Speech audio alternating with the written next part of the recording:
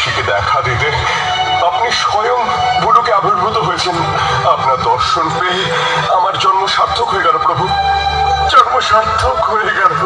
নরকাসুর, আমার কাছে বর চাওয়ার আগেই আমি জানতে চাই যে তুমি ব্রহ্মদেব আর নারায়ণকে কেন ফিরিয়ে দিলে।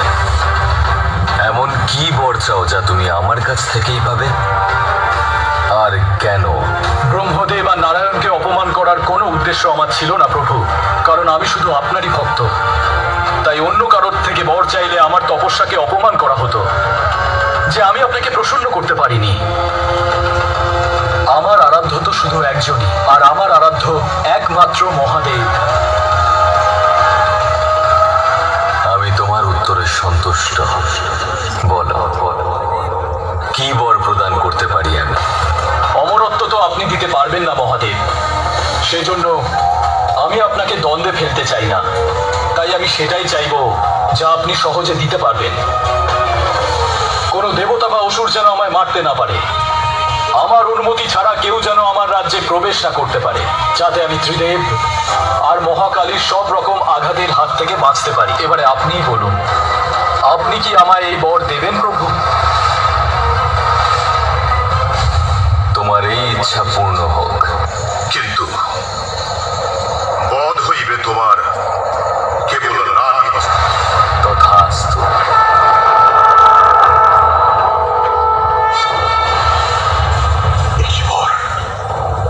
কি বর দিলেন প্রভু আমারে? এটা বর নয়, অভিশাপ সম।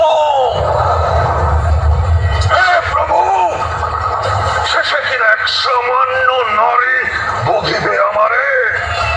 বেশ, তাই যদি হয় তবে স্বর্গ মর্ত পাতাল সহ যত নারী আছে ত্রিভুবনে সকলের কেশ ধরিয়া আনিব সবলে, নিক্ষেপ করিব কারাগারে নির্দ্বিধা। আজ থেকে আমি অমর।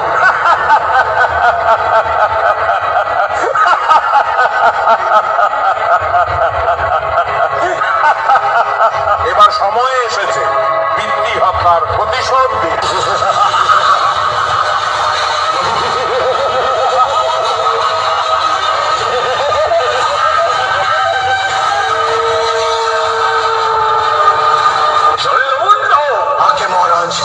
যাও, নিজেদের সমস্ত শক্তি লাগিয়ে দাও, আর ওই পার্বতীকে এখানে নিয়ে এসো, আর তার সাথে নিয়ে এসো তার কাটা মুন্ডটাও। সেই নারী যার এক গর্জনে 60,000 অসুরের বিনাশ হয়ে গেল।